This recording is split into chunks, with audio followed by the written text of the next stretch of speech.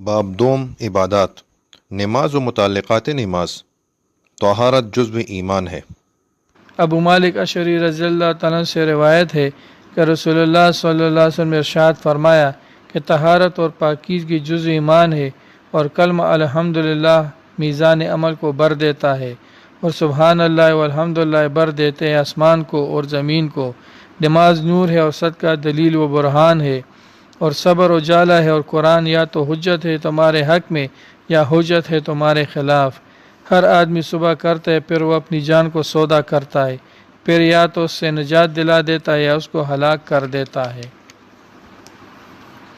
عائشہ رضی اللہ تعالیٰ عنہ سے روایت ہے کہ رسول اللہ صلی اللہ علیہ وسلم نے فرمایا 10 چیزیں ہیں جو امور فطرت میں سے ہیں۔ نمبر 1 مونچھوں کا ترشوانا، 2 داڑھی کا چھوڑنا، 3 مسواک کرنا، 4 ناک میں پانی لے کر صفائی کرنا، 5 ناخن ترشوانا، 6 انگلیوں کے جوڑوں کو جن میں اکثر میل کچیل رہتا ہے اہتمام سے دھو لینا، 7 بغل کے بال لینا، 8 منہ زیر ناف کی صفائی کرنا، 9 پانی سے استنجا کرنا۔ 10 پکے نہ دے ورکڑے۔ حدیث کے راوی ذکریہ کہتے ہیں کہ ہمارے شیخ مصعب رضی اللہ تعالیٰ نے بس یہی 9 چیزیں ذکر کی اور فرمائے 10ویں چیز بھول گیا ہوں، اور میرا گمان یہ ہے کہ وہ کلی کرنا ہے۔ حضرت صلی اللہ علیہ وسلم کی عادت ستودس قضاء حاجت کے بارے میں۔ استنجا، ایک حضرت صلی اللہ علیہ وسلم بیت الخلاء میں داخل ہوتے تو بایاں قدم پہلے اندر رکھتے اور جب باہر نکلتے تو دایاں قدم پہلے باہر رکھتے۔ جب بیت الخلاء میں جاتے تو یہ دعا پڑھتے اللہم انی اعوذ بک من الخبث والخبائث، اے اللہ تیری پناہ چاہتا ہوں خبیث جنوں سے، اور مرد ہوں یا عورت۔ جب آپ باہر آتے تو یہ دعا پڑھتے غفرانک یا الحمدللہ الذی اذھب عنی الاذی وعافانی، سب تعریف اللہ ہی کے لیے جس نے مجھ سے ایذا دینے والی چیز کو دور کیا اور مجھے چین دیا۔ 4 جب آپ رفع حاجت کو بیٹھتے تو جب تک آپ زمین سے بالکل قریب نہ ہو جاتے اپنا سطر نہ کھولتے۔ 5 آپ پیشاب کرنا چاہتے تو نرم زمین کی تلاش رہتی، اگر آپ کو نرم زمین نہ ملتی تو لکڑی یا کسی اور چیز سے سخت زمین کود کر نرم کر لیتے، پھر پیشاب کرنے بیٹھتے۔ داغی سڑی کی پزان باندې رانشي، لکه چې په مخکې مونږ حدیث شریف ویلو چې د عذاب د قبر د عذاب 3 حصې دي، په هغې کې یو حصه د څه ده؟ د تشو متیازو څاڅکي په بدن باندې راتلل یا کپڑے باندې راتلل۔ چې حبیب بن صالح رضی اللہ تعالیٰ سے مروی ہے کہ رسول اللہ صلی اللہ علیہ وسلم جب مقام فراغت میں داخل ہوتے تو اپنا جوتا پہن لیتے تھے اور اپنا سر ڈھانک لیتے تھے۔ 7 کبھی آپ پانی سے استنجا فرماتے، کبھی ڈیلے سے، کبھی دونوں کا استعمال فرماتے۔ ڈیلوں کی تعداد طاق ہوتی، کم سے کم 3 ہوتی۔ آپ استنجا کرنے میں بایاں ہاتھ استعمال کرتے۔ جب آپ پانی سے استنجا فرماتے تو اس کے بعد زمین پر ہاتھ رگڑ کر دھوتے۔ قضاء حاجت کے مقام پر جانے کی دعا۔ زید بن ارقم رضی اللہ تعالیٰ سے روایت ہے کہ رسول اللہ صلی اللہ علیہ وسلم فرمائے قضاء حاجت کے مقامات میں خبیث مخلوق شیاطین وغیرہ رہتے ہیں، بس تم میں سے کوئی جب بیت الخلاء میں جائے تو چاہیے کہ پہلے یہ دعا کرے اللہم اعوذ باللہ من الخبث والخبائث۔ حضرت عبداللہ بن ارقم رضی اللہ تعالیٰ فرماتے ہیں کہ میں نے رسول اللہ صلی اللہ علیہ وسلم سے سنا فرماتے تھے کہ جب جماعت کھڑی ہو جائے اور تم میں سے کسی کو استنجے کا تقاضا ہو تو اس کو چاہیے کہ پہلے استنجا سے فارغ ہو۔ استنجے سے متعلق مسائل۔ از بہشتی زیور۔ نمبر 1 جو نجاست آگے یا پیچھے کی راہ سے نکلے اس سے استنجا کرنا ضروری ہے۔ 2 اگر نجاست ادھر ادھر بالکل نہ لگے اور اس کے لیے پانی سے استنجا نہ کر سکے بلکہ پاک پتھر یا مٹی کے ڈیلے سے استنجا کر لے اور اتنا پہنچ ڈالے کہ نجاست جاتی رہے اور بدن صاف ہو جائے تو بھی جائز ہے، لیکن بات طبیعت کی صفائی کے خلاف ہے، البتہ اگر پانی نہ ہو تو کم ہو تو مجبوری ہے۔ ڈیلے سے استنجا کرنے کا کوئی خاص طریقہ نہیں ہے، بس اتنا خیال رکھے کہ نجاست ادھر ادھر نہ پھیلنے پائے، بدن خوب صاف ہو جائے۔ ڈیلے سے استنجا کرنے کے بعد پانی سے استنجا کرنا سنت ہے، لیکن اگر نجاست ہتھیلی کے گہراؤ روپیے کے برابر سے زیادہ پھیل جائے تو ایسے وقت پانی سے دھونا واجب ہے، بغیر دھوئے نماز نہ ہوگی، اور اگر نجاست پیدی نہ ہو تو فقط ڈیلے سے پاک کر دے تو نماز پڑھ سکتا ہے، لیکن سنت کے خلاف ہے۔ جب بیت الخلاء میں جائے تو دروازے سے باہر بسم اللہ کہے اور دعائے مسنونہ پڑھے، مخکی چکم دوبارہ۔ بیت الخلاء میں ننگے سر نہ جائے۔ اگر کسی انگوٹھی پر اللہ رسول کا نام لکھا ہو تو اس کو اتار ڈالے۔ تعویذ جس پر موم جامع کر لیا گیا ہو یا کپڑے میں سی لیا گیا ہو اس کو پہن کر جانا جائز ہے۔ بیت الخلاء کے اندر اگر چینک آئے تو صرف دل میں الحمدللہ کہہ لے، زبان سے اللہ تعالیٰ کا نام نہ لے، اور جب تک اندر رہے کوئی بات کرے نہ بولے۔ پھر جب باہر نکلے تو پہلے داہنا قدم باہر نکالے اور دروازے سے نکل کر دعائے مسنونہ پڑھے۔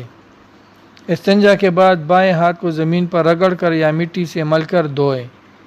بائیں ہاتھ سے استنجا کرنا چاہیے، اگر بایاں ہاتھ نہ ہو تو پھر ایسی مجبوری کے وقت دائیں ہاتھ سے جائز ہے۔ ایسی جگہ استنجا کرنا کہ کسی شخص کی نظر استنجا کرنے والے کے ستر پر پڑتی ہو گناہ ہے۔ کھڑے ہو کر پیشاب کرنا نہر، کنویں یا حوض کے اندر یا ان کے کناروں پر پیشاب یا پاخانہ کرنا مکروہ ہے۔ مسجد کی دیوار کے پاس پاخانہ یا پیشاب کرنا، قبرستان میں پاخانہ یا پیشاب کرنا، چوہے کے بل یا کسی سوراخ میں پیشاب کرنا منع ہے۔ نیچی جگہ بیٹھ کر اونچی جگہ پر پیشاب کرنا، آدمیوں کے بیٹھنے یا راستہ چلنے کی جگہ پاخانہ یا پیشاب کرنا، اور وضو یا غسل کرنے کی جگہ میں پاخانہ یا پیشاب کرنا، یہ سب باتیں مکروہ ہے اور منع ہے۔ رفع حاجت کرتے وقت بلا ضرورت شدیدہ کلام نہ کرنا چاہیے۔ پیشاب کرتے وقت یا استنجا کرتے وقت عضو خاص کو دانہ ہاتھ نہ لگائے بلکہ بایاں ہاتھ لگائے۔ پیشاب پاخانے کی چینٹوں سے بہت بچنا چاہیے، کیونکہ اکثر عذاب قبر پیشاب کی چینٹوں سے پرہیز نہ کرنے سے ہوتا ہے۔ جنگل یا شہر کے باہر میدان میں قضاء حاجت کی ضرورت پیش آئے تو اتنی دور جانا چاہیے کہ لوگوں کی نگاہ نہ پڑے، یا کسی نشیبی زمین میں چلا جائے جہاں کوئی نہ دیکھ سکے۔ پیشاب کرنے کے لیے نرم زمین تلاش کرنا تاکہ پیشاب کی چینٹیں نہ اڑے بلکہ زمین جذب کرتی چلی جائے۔ بیٹھ کر پیشاب کرنا چاہیے، کھڑے ہو کر پیشاب نہ کرے۔ اگر پیشاب کے بعد استنجا سکھانا ہو تو دیوار وغیرہ کی آڑ میں کھڑا ہونا چاہیے۔ مسواک کی فضیلت و اہمیت میں بکثرت احادیث مروی ہے۔ رسول اللہ صلی اللہ علیہ وسلم نے فرمایا ہے کہ اگر امت پر دشوار ہونے کا خوف نہ ہوتا تو میں ان پر ہر نماز کے لیے مسواک کو واجب قرار دیتا۔ مسواک کرنا منہ کی پاکیزگی کا ذریعہ ہے اور موجب رضائے حق سبحانہ و تعالی و تقدس ہے، اور فرمایا جب بھی جبرائیل علیہ السلام آئے تو انہوں نے مجھے مسواک کرنے کے لیے ضرور کہا۔ خطرہ ہے کہ جبرائیل علیہ السلام کی بار بار تاکید و وصیت پر میں اپنے منہ کے اگلے حصے کو مسواک کرتے کرتے گس نہ ڈالوں۔ حضور صلی اللہ علیہ وسلم جب قرات قرآن یا سونے کا ارادہ فرماتے تو مسواک کرتے اور گھر میں داخل ہوتے وقت بھی مسواک کرتے۔ چنانچہ عائشہ رضی اللہ تعالیٰ عنہ فرماتی ہے کہ حضور اکرم صلی اللہ علیہ وسلم کا شان اقدس میں داخل ہونے کے بعد سب سے پہلا کام جو کرتے وہ مسواک کرنا ہوتا تھا، اور حضور نماز کے وقت بھی مسواک کرتے تھے۔ انگلی سے مسواک کرنا بھی کافی ہے، خواہ اپنی انگلی سے ہو یا دوسری کی انگلی سے، اور سخت اور درست کپڑے سے ہو تب بھی کافی ہے۔ ابو نعیم اور بیہقی روایت کرتے ہیں کہ حضور صلی اللہ علیہ وسلم دانتوں کے عرض پر مسواک کرتے تھے، اور مواہب الدنیا میں ہے کہ مسواک دائیں ہاتھ سے کرنا مسواک داہنے ہاتھ سے کرنا چاہیے، یہ مستحب ہے۔ بعض شعراء حدیث نے کہا ہے کہ مسواک میں یمن سے مراد یہ ہے کہ ابتدا دائیں طرف سے کرے۔ عائشہ رضی اللہ تعالیٰ عنہ سے مروی ہے کہ رات کو رسول اللہ صلی اللہ علیہ وسلم کی مسواک رکھ دی جاتی، جب رات کی نماز کو اٹھتے تو مسواک کرتے، وضو کرتے۔ عائشہ صدیقہ رضی اللہ تعالیٰ عنہ سے روایت ہے کہ رسول اللہ صلی اللہ علیہ وسلم کا معمول تھا کہ دن یا رات میں جب بھی آپ سوتے تو اٹھنے کے بعد وضو کرنے سے پہلے مسواک ضرور فرماتے۔ مسواک کے متعلق سنتیں: 1. مسواک ایک بالش سے زیادہ لمبی نہ ہو اور انگلی سے زیادہ موٹی نہ ہو. دا اوس مفتی سے انگلی به کمی انگلی به سړی وي دا خو غټه ده دا وړه ده شهادت دی باره در سړی د خپل شهادت ګوتې نه غټ نه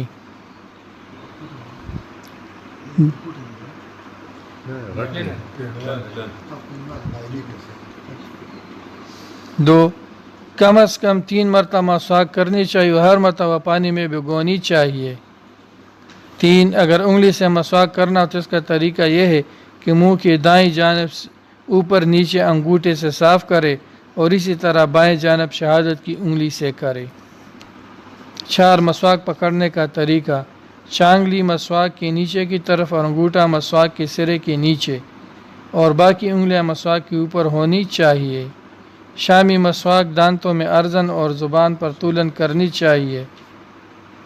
داسې نیوي کټه ګوته ورلاندې دا چانګلیا کچنه ګوته ورلاندې او باقی 3 ګوتې په د پاسه داسې ونیسي.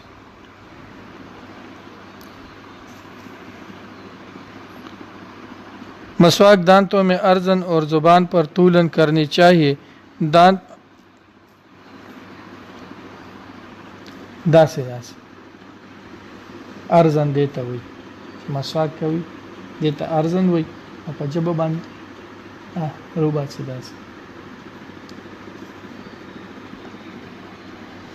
چاہے دانتوں کے ظاہر و باطن اور اطراف کو بھی مسواک سے صاف کیا جائے اور اسی طرح منہ کے اوپر اور نیچے کے حصے اور جبڑے میں بھی مسواک کرنی چاہیے. جن اوقات میں مسواک کرنا سخت سنت یا مستحب ہے: 1 سونے کے بعد اٹھنے پر، 2 وضو کرتے وقت، 3 قرآن مجید کی تلاوت کے لیے، 4 حدیث شریف پڑھانے کے لیے. منہ میں بدبو ہو جانے کے وقت یا دانتوں کے رنگ میں تغیر پیدا ہونے پر، نماز میں کھڑے ہونے کے وقت اگر وضو اور نماز زیادہ فصل ہو گیا ہو، ذکر الہی کرنے سے پہلے، خانہ کعبہ یا حتیم میں داخل ہونے کے وقت، اپنے گھر میں داخل ہونے کے بعد، بیوی کے ساتھ مقاربت سے پہلے، کسی بھی مجلس خیر میں جانے سے پہلے، بھوک پیاس لگنے کے وقت، موت کے آثار پیدا ہو جانے سے پہلے، سحری کے وقت، کھانا کھانے سے قبل، سفر میں جانے سے قبل، سفر سے آنے کے بعد، سونے سے قبل. غسل.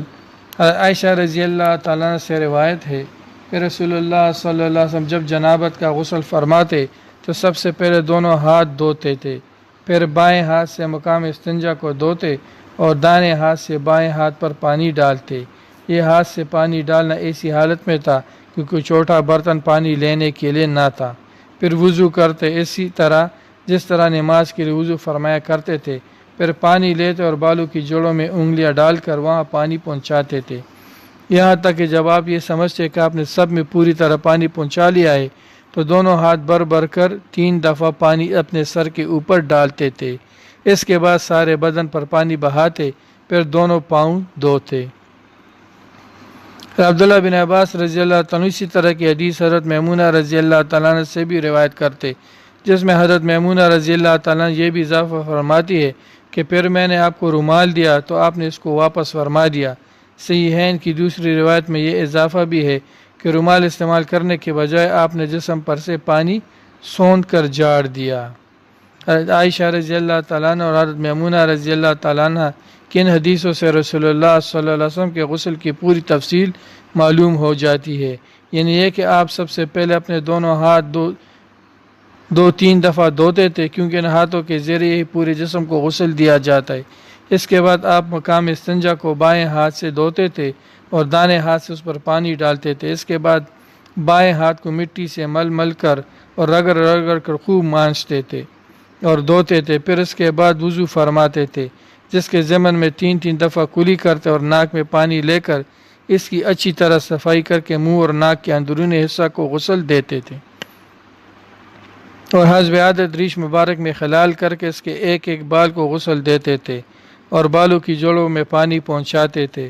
اس کے بعد اسی طرح سر کے بالوں کے اہتمام سے دھوتے تھے اور ہر بال کی جڑ تک پانی پہنچانے کی کوشش کرتے تھے. اس کے بعد باقی سارے جسم کو غسل دیتے تھے. پھر غسل کی اس جگہ سے ہٹ کر پاؤں کو پھر دھوتے تھے. غالباً آپ یہ اس لیے کرتے تھے کہ غسل کی وہ جگہ صاف اور پختہ نہیں ہوتی تھی۔ عبداللہ بن عمر رضی اللہ تعالیٰ عنہ سے روایت ہے کہ رسول اللہ صلی اللہ علیہ وسلم نے ارشاد فرمایا کہ حائضہ عورت اور جنبی آدمی قرآن پاک میں سے کچھ بھی نہ پڑھے، یعنی قرآن مجید جو اللہ تعالیٰ کا مقدس کلام ہے اس کی تلاوت ان دونوں کے لیے ممنوع ہے۔ حضرت ابو ہریرہ رضی اللہ تعالیٰ سے روایت ہے کہ رسول اللہ صلی اللہ علیہ وسلم نے ارشاد فرمایا کہ جس کے ہر بال کے نیچے جنابت کا اثر ہوتا ہے اس کے لیے غسل جنابت میں بالوں کو اچھی طرح دھونا چاہیے تاکہ جسم ثانی کا وہ حصہ جو بالوں سے چھپا رہتا ہے پاک صاف ہو جائے، اور جلد کا جو حصہ ظاہر ہے جس پر بال نہیں ہے اس کو بھی اچھی طرح دھونا اور صاف کرنا چاہیے۔ جن صورتوں میں غسل کرنا سنت ہے، حضرت ابو ہریرہ رضی اللہ تعالیٰ سے روایت ہے کہ رسول اللہ صلی اللہ علیہ وسلم نے ارشاد فرمایا ہے کہ ہر مسلمان پر حق ہے، یعنی اس کے لیے ضروری ہے کہ ہفتہ کے 7 دنوں میں سے ایک دن یعنی جمعہ کے دن غسل کرے، اس میں اپنے سر کے بالوں کو اور سارے جسم کو اچھی طرح دھوئے۔ سمرہ بن جندب رضی اللہ تعالیٰ سے روایت ہے کہ رسول اللہ صلی اللہ علیہ وسلم نے ارشاد فرمایا جو شخص جمعہ کے دن نماز جمعہ کے لیے وضو کرے تو بھی کافی ہے اور ٹھیک ہے، اور جو غسل کرے تو غسل کرنا افضل ہے۔ جمعہ کے دن نماز فجر کے بعد سے جمعہ تک ان لوگوں کے لیے غسل کرنا سنت ہے جن پر نماز جمعہ واجب ہو۔ عیدین کے دن بعد نماز فجر ان لوگوں کے لیے غسل کرنا سنت ہے جن پر عیدین کی نماز واجب ہو۔ حج یا عمرہ کے احرام کے لیے غسل کرنا سنت ہے۔ حج کرنے والے کو عرفہ کے دن بعد زوال آفتاب غسل کرنا سنت ہے۔ وضو، قیامت میں اعضائے وضو کی نورانیت۔ حضرت ابو ہریرہ رضی اللہ تعالیٰ عنہ سے روایت ہے کہ رسول اللہ صلی اللہ علیہ وسلم نے فرمایا کہ میری امتی قیامت کے دن بلائے جائیں گے تو وضو کے اثر سے ان کے چہرے اور ہاتھ اور پاؤں روشن اور منور ہوں گے، بس تم میں سے جو کوئی اپنی وہ روشنی اور نورانیت بڑھا سکے اور مکمل کر سکے تو ایسا ضرور کرے۔ وضو کا طریقہ، حضرت عثمان رضی اللہ تعالیٰ عنہ سے روایت ہے کہ انہوں نے ایک دن اس طرح وضو فرمایا کہ پہلے اپنے دونوں ہاتھوں پر 3 دفعہ پانی ڈالا، پھر 3 دفعہ کلی کی اور 3 دفعہ ناک میں پانی لے کر اس کو نکالا اور ناک کی صفائی کی، پھر 3 دفعہ اپنا چہرہ دھویا، پھر اس کے بعد دائیں ہاتھ کوہنی تک 3 دفعہ دھویا، پھر اسی طرح بائیں ہاتھ کوہنی تک 3 بار دھویا، اس کے بعد سر کا مسح کیا، پھر دائیں پاؤں 3 دفعہ دھویا، پھر اسی طرح بائیں پاؤں 3 دفعہ دھویا۔ اس طرح پورا وضو کرنے کے بعد حضرت عثمان رضی اللہ تعالیٰ نے فرمایا کہ میں نے رسول اللہ صلی اللہ علیہ وسلم کو دیکھا کہ آپ نے بالکل میرے اس وضو کی طرح وضو فرمایا، اور ارشاد فرمایا کہ جس نے میرے اس وضو کی طرح وضو کیا پھر 2 رکعت نماز پوری توجہ کے ساتھ ایسی پڑھی جو حدیث نفس سے خالی رہی، یعنی دل میں ادھر ادھر کی باتیں نہ سوچی، تو اس کے پچھلے سارے گناہ معاف ہو گئے۔ وضو کے وقت حضور صلی اللہ علیہ وسلم یہ دعا پڑھتے تھے: اشہد ان لا الہ الا اللہ وحدہ لا شریک لہ واشہد ان محمدا عبدہ ورسولہ اللہم اجعلنی من التوابین واجعلنی من المتطہرین واجعلنی من عبادک الصالحین واجعلنی من الذین لا خوف علیہم ولا ہم یحزنون۔ میں گواہی دیتا ہوں کہ اللہ کے سوا کوئی معبود نہیں، اور گواہی دیتا ہوں کہ بلا شبہ حضرت محمد صلی اللہ علیہ وسلم اللہ کے بندے اور اس کے رسول ہے۔ اے اللہ، آپ مجھے خوب زیادہ توبہ کرنے والوں میں اور خوب زیادہ پاکی حاصل کرنے والوں میں شامل فرما، اور اپنے نیک بندوں میں شامل فرما، اور ان لوگوں میں شامل فرما جن کو قیامت کے دن نہ کسی قسم کا خوف ہوگا اور نہ وہ غمگین ہوں گے۔ سنن نسائی میں مروی ہے کہ وضو کے بعد آپ فرمایا کرتے تھے: سبحانک اللہم و بحمدک اشہد ان لا الہ الا انت استغفرک و اتوب الیک۔ اے اللہ، تو پاک ہے اور میں تیری تعریف بیان کرتا ہوں، میں گواہی دیتا ہوں کہ صرف تو ہی معبود ہے، اور میں تجھ سے مغفرت چاہتا ہوں اور تیرے سامنے توبہ کرتا ہوں۔ حضرت ابو موسیٰ اشعری رضی اللہ عنہ سے مروی ہے کہ میں نے جناب رسول اللہ صلی اللہ علیہ وسلم کے پاس وضو کے وقت حاضر ہوا تو میں نے آپ سے وضو کرتے وقت سنا کہ آپ دعا کر رہے تھے: اللہم اغفر لی ذنبی وسع لی فی داری وبارک لی فی رزقی۔ اے اللہ میرے گناہ بخش دے اور میرے گھر کو وسیع فرما اور میرے رزق میں برکت دے۔ مستورت بن شداد رضی اللہ تعالیٰ عنہ سے روایت ہے کہ میں نے رسول اللہ صلی اللہ علیہ وسلم کو دیکھا کہ آپ جب وضو فرماتے تو ہاتھ کی سب سے چھوٹی انگلی سے پاؤں کی انگلیوں کی یعنی ان کے اندرونی حصے کو ملتے تھے، یعنی خلال فرماتے تھے۔ حضرت انس رضی اللہ تعالیٰ سے روایت ہے کہ رسول اللہ صلی اللہ علیہ وسلم کا طریقہ تھا کہ جب وضو فرماتے تو ایک ہاتھ سے پانی لے کر توڑی کے نیچے ریش مبارک کے اندرونی حصے میں پہنچاتے اور اس سے ریش مبارک میں خلال فرماتے، یعنی ہاتھ کی انگلیاں اس کے درمیان سے نکالتے اور فرماتے کہ میرے رب نے مجھے ایسا ہی کرنے کا حکم دیا ہے۔ وضو میں حضور اکرم صلی اللہ علیہ وسلم پانی اچھی طرح استعمال فرماتے، لیکن پھر بھی امت کو پانی کے استعمال میں اسراف سے پرہیز کی تلقین فرماتے۔ وضو کی سنتیں اور اس کے آداب۔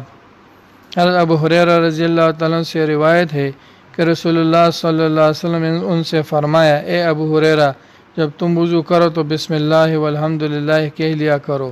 اس کا اثر یہ ہوگا کہ جب تک تمہارا یہ وضو باقی رہے گا اس وقت تک تمہارے محافظ فرشتے یعنی کاتبین اعمال تمہارے لیے برابر نیکیاں لکھتے رہیں گے۔ لقید بن صبرہ رضی اللہ تعالیٰ سے روایت ہے کہ میں نے عرض کیا، یا رسول اللہ صلی اللہ علیہ وسلم مجھے وضو کی بابت بتائیے، یعنی یہ بتائیے کہ کن باتوں کا وضو میں مجھے خاص طور سے اہتمام کرنا چاہیے۔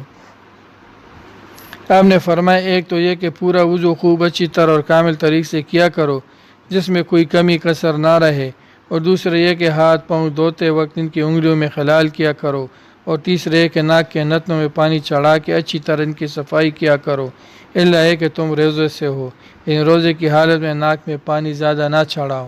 حضور صلی اللہ علیہ وسلم اکثر خود ہی وضو کر لیتے اور کبھی ایسا ہوتا کہ دوسرا آدمی پانی ڈال دیتا۔ وضو پر وضو۔ حضرت عبداللہ بن عمر رضی اللہ تعالیٰ سے مروی ہے کہ رسول اللہ صلی اللہ علیہ وسلم نے فرمایا کہ جس شخص نے طہارت کے باوجود یعنی وضو ہونے کے باوجود تازہ وضو کیا اس کے لیے 10 نیکیاں لکھی جائیں گی۔ حضرت صلی اللہ علیہ وسلم نماز میں اکثر نیا وضو فرماتے اور کبھی کئی نمازیں ایک ہی وضو میں پڑھ لیتے۔ وضو کا مسنون طریقہ۔ وضو کرنے والے کو چاہیے کہ وضو سے پہلے نیت کرے کہ نماز کے لیے وضو کر رہا ہوں، اس سے ثواب بڑھ جاتا ہے۔ وضو کرتے وقت قبلہ رخ کسی اونچی جگہ بیٹھے تاکہ پانی کی چینٹیں نہ پڑے، پھر بسم اللہ الرحمن الرحیم پڑھ کر وضو شروع کرے۔ بعض روایت میں اس طرح ہے کہ پڑھے بسم اللہ العظیم الحمد للہ علی دین الاسلام، پھر دونوں ہاتھوں کو پونچھوں تک 3 بار دھوئے، پھر مسواک کرے، اگر مسواک نہ ہو تو انگلی سے دانتوں کو ملے اور 3 بار کلی کرے، اس طرح کے سامنے منہ میں پانی پہنچ جائے۔ البتہ اگر روزہ ہو تو غرارہ نہ کرے کہ پانی حلق میں چلا جائے، پھر 3 بار ناک میں پانی چڑھائے اور بائیں ہاتھ سے ناک صاف کرے۔ اگر روزہ ہو تو جتنی دور نرم گوشت ہے اس سے اوپر پانی نہ لے جائے، پھر 3 بار منہ دھوئے، پیشانی کے بالوں سے لے کر توڑی کے نیچے تک اور ایک کان کی لو سے دوسرے کان کی لو تک سب جگہ پانی بہہ جائے، دونوں ابروؤں کے نیچے بھی پانی پہنچ جائے، کہیں سوکھا نہ رہے۔ چہرہ دھوتے وقت داڑھی کا خلال کرے، داڑھی کے نیچے سے انگلیوں کو ڈال کر خلال کرے، پھر 3 بار دانہ ہاتھ کوہنی سمیت دھوئے، پھر بائیں ہاتھ کوہنی سمیت دھوئے اور ایک ہاتھ کی انگلیوں کو دوسرے ہاتھ کی انگلیوں میں ڈال کر خلال کرے۔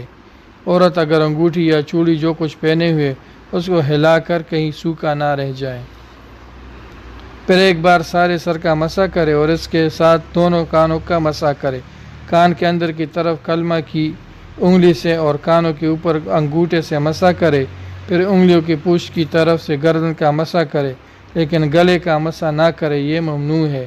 کانوں کے مسح کے لیے نیا پانی لینے کی ضرورت نہیں ہے، سر کے مسح سے جو بچا ہوا پانی ہاتھ میں لگا ہے وہی کافی ہے۔ پھر دائیں پاؤں ٹخنے سمیت 3 بار دھوئے، پھر بایاں پاؤں ٹخنے سمیت دھوئے اور بائیں ہاتھ کی چانگلیاں سے پیر کی انگلیوں میں خلال کرے، داہنے پیر کی انگلی چانگلیاں سے شروع کرے اور بائیں پیر کی چانگلیاں پر ختم کرے۔ یہ وضو کا مسنون طریقہ ہے۔ وضو کے متعلق مسائل۔ اعضائے وضو کو خوب مل کر دھونا چاہیے۔ وضو مسلسل کرنا چاہیے، یعنی ایک وضو دھونے کے بعد دوسرے وضو کے دھونے میں وقف اور تاخیر نہ ہونا چاہیے۔ وضو ترتیب وار کرنا چاہیے۔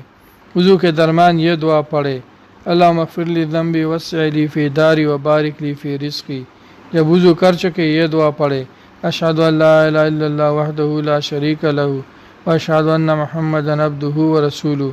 پھر یہ دعا پڑھ، اللہم اجعلنی من التوابین واجعلنی من المتطہرین، سبحانک اللہم وبحمدک، اشہد ان لا الہ الا انت، استغفرک واتوب الیک۔ تیمم۔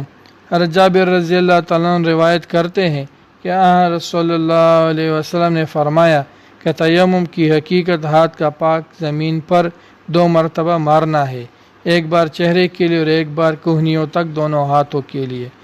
حضور نبی کریم صلی اللہ علیہ وسلم نماز کے لیے جداگانہ تیمم نہ فرماتے، نہ آپ نے کبھی اس کا حکم دیا، بلکہ تیمم کو بالکل وضو کا قائم مقام فرمایا ہے۔ تیمم کا طریقہ امام اعظم، امام مالک اور امام شافعی رحمہ اللہ کے نزدیک یہ ہے کہ 2 مرتبہ زمین پر ہاتھ مارنا، ایک بار چہرے کے لیے اور ایک بار کوہنیوں تک دونوں ہاتھوں کے لیے۔ مسئلہ، جس عذر سے وضو کے لیے تیمم جائز ہے، اسی طرح غسل کے لیے تیمم جائز ہے۔ غسل کے تیمم کا بھی یہی طریقہ ہے جو غسل جنابت پر فرض ہوتا ہے۔ مثلا پاک مٹی اور ریت، پتھر اور چونا اور مٹی کے کچے اور پکے برتن جس پر روغن نہ ہوا ہو، اور مٹی کی کچی اور پکی اینٹیں، مٹی یا اینٹوں کے پتھر یا چونے کی دیوار، گیرو اور ملتانی مٹی پر تیمم کرنا جائز ہے۔ تیمم کے 3 فرض ہے۔ 1 نیت کرنا، 2 دونوں ہاتھ مٹی پر مار کر منہ پر پھیرنا، 3 دونوں ہاتھ مٹی پر مار کر دونوں ہاتھوں کو کوہنوں سمیت ملنا۔ تیمم کا مسنون طریقہ۔ تیمم کا طریقہ یہ کہ اول نیت کرے کہ میں ناپاکی دور کرنے کے لیے تیمم کرتا ہوں، پھر بسم اللہ الرحمن الرحیم پڑھے، پھر دونوں ہاتھ مٹی کے بڑے ڈھیلے پر مار کر انہیں جاڑ دے، زیادہ مٹی لگ جائے تو اسے پونک مار کر اڑا دے، اور دونوں ہاتھوں کو منہ پر اس طرح پھیرے کہ کوئی جگہ باقی نہ رہ جائے۔ اگر ایک بال کے برابر بھی جگہ چھوٹ جائے گی تو تیمم صحیح نہ ہوگا۔ پھر دوسری مرتبہ دونوں ہاتھ مٹی پر مارے اور انہیں جاڑ کر پہلے بائیں ہاتھ کی چاروں انگلیاں سیدھے ہاتھ کی انگلیوں کے سروں کے نیچے رکھ کر کھینچتا ہوا کونی تک لے جائے۔ اس طرح لے جانے میں سیدھا ہاتھ نیچے کی جانب پھر جائے گا۔ پھر بائیں ہاتھ کی ہتھیلی سیدھے ہاتھ کے اوپر کی کونی سے انگلیوں تک پہنچاتا ہوا لائے، انگلیوں تک کھینچتا ہوا لائے، اور دائیں ہاتھ کی انگوٹھی کے پشت پر پھیرے۔ اسی طرح سیدھے ہاتھ کو دائیں ہاتھ پر پھیرے، پھر انگلیوں کا خلال کرے۔ اگر انگوٹھی پہنی ہوئی ہو تو اسے اتارنا یا ہلانا ضروری ہے۔ انگلیوں کا خلال کرنا بھی فرض ہے۔ وضو اور غسل دونوں کے تیمم کا یہی طریقہ ہے۔ نماز کا اعادہ ضروری نہیں۔ حضرت ابو سعید خدری رضی اللہ عنہ سے روایت ہے کہ صحابہ میں سے 2 شخص سفر کو گئے، کسی موقع پر نماز کا وقت آ گیا اور ان کے ساتھ پانی نہ تھا، اس لیے دونوں نے پاک مٹی سے تیمم کر کے نماز پڑھ لی۔ پھر نماز کا وقت ختم ہونے سے پہلے پانی بھی مل گیا تو ایک صاحب نے وضو کر کے دوبارہ نماز پڑھی اور دوسرے صاحب نے نماز قائم کرنے کا نماز کا اعادہ نہیں کیا، اور دوسرے ساتھی نے نماز کا اعادہ نہیں کیا۔ جب دونوں حضور صلی اللہ علیہ وسلم کی خدمت میں حاضر ہوئے تو اس کا ذکر کیا، تو جن صاحب نے نماز کا اعادہ نہیں کیا تھا ان سے آپ نے فرمایا، تم نے ٹھیک طریقے اختیار کیا اور تم نے جو نماز تیمم کر کے پڑھی وہ تمہارے لیے کافی ہو گئی۔ شرعی مسئلہ یہی ہے کہ ایسے موقع پر تیمم کر کے نماز پڑھ لینا کافی ہے، بعد میں وقت کے اندر پانی مل جائے پھر بھی اعادہ کی ضرورت نہیں، اس لیے تم نے جو کیا ٹھیک مسئلہ کے مطابق کیا۔ اور جن صاحب نے وضو کر کے نماز دوبارہ پڑھی تھی ان سے آپ نے فرمایا کہ تمہیں دوہرا ثواب ملے گا، کیونکہ تم نے دوبارہ جو نماز پڑھی وہ نفل ہو گئی۔ اللہ تعالیٰ نیکیوں کو ضائع نہیں فرماتا۔ سبحان اللہ۔